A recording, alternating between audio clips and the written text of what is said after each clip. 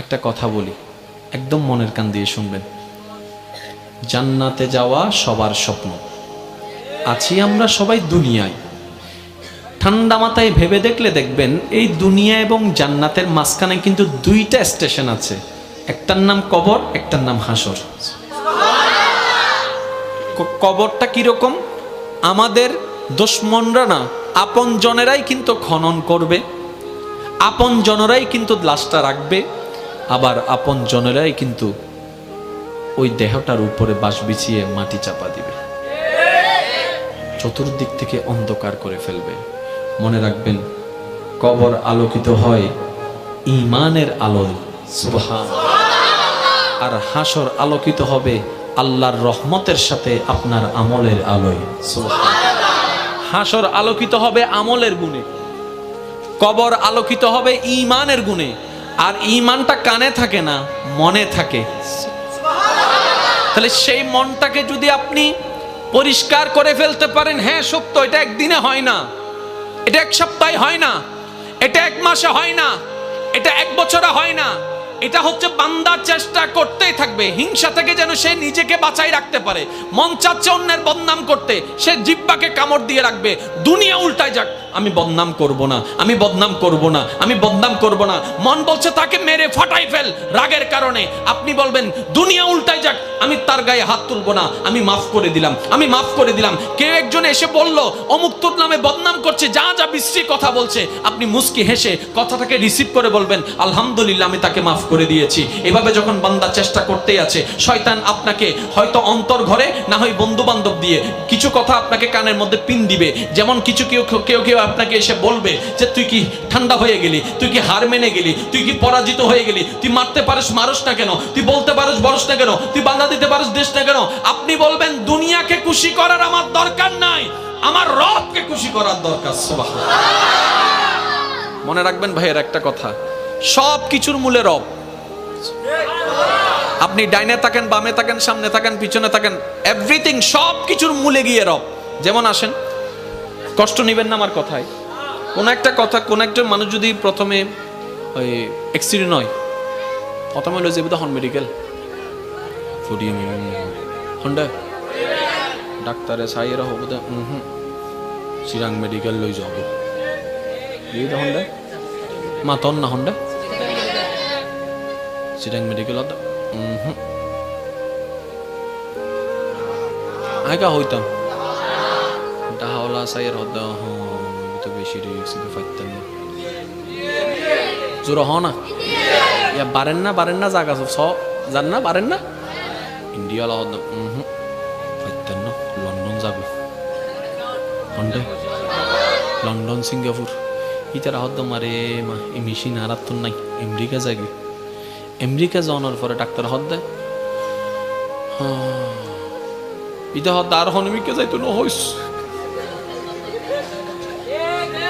পডিয়াতুন গুইতে গুইতে চলি সিধা হন্ডা আমেরিকা হদ্দা আই আর হন্ডা হইম। ইতারা তো সিনিয়র হাসে ফাটাইতে ফাটাইতে আর হাসে ফাটাই আ হন্ডা ফাটাই আর তুম সিনিয়র মেশিন তান্ডা হনমিককে জোরহনা সিনিয়র মেশিন তার তো হনমিককে। এবার আমেরিকা ডাক্তার হতে আল্লাহ লাগর আল্লাহ লাগর আল্লাহ লাগর আল্লাহ লাগর শেষ ফল দিয়ে এর কি হস আল্লাহ লাগর আল্লাহ লাগর আল্লাহরে ডাক আল্লাহরে ডাক আল্লাহরে ডাক। ইতা হদ্দে মাইলে ফিরে ইয়ান যদি এন্ডা হতে কি ইউটিউবে ইয়া শেষ পর্যন্ত হার হাসে নাম বুঝে দে জোর হ না হার হাসে আরো জোরে হার হাসে আল্লাহ হদ্দে এত বাদে না ডাক হদ্দে ঠেকাত করি ইয়াকার নাম লর তো জিয়েন ঠেকাত ফুরি লম পরে ইয়ান আল্লাহ পছন্দ ন করে। আল্লাহ হদ্দে আল্লাহ পাক বলছেন বান্দা ঠেকাই পড়ে আসলে আমি রহমত করি, কিন্তু আমি বেশি খুশি হই যখন আমার বান্দার কোনো ঠেকা থাকে না, সে নিজে থেকেই আমাকে স্মরণ করে, নিজে থেকেই আমাকে ডাকতে থাকে। নিজে থেকেই আমাকে ভালোবাসতে থাকে, নিজে থেকেই আমার কাছে চাইতে থাকে, নিজে থেকেই আমার কাছে যখন সিলিন্ডার করতে থাকে, আমি রব ওই বান্দার উপর বেশি খুশি হয়ে যাই। তাই তো 5 ওয়াক্ত ফরজ নামাজ আমার আদেশের কারণে আমার বান্দা দাঁড়িয়ে যায়। ব্যবসাকে পিছনে রেখে, চাকরিকে পিছনে রেখে, রান্নাঘরকে পিছনে রেখে, শত ব্যস্ততার মধ্যে আমার বান্দা 5 ওয়াক্তে 5 বার ওয়াক্তে ওয়াক্তে আমার ডাকে সাড়া দিয়ে নামাজে দাঁড়িয়ে যাচ্ছে।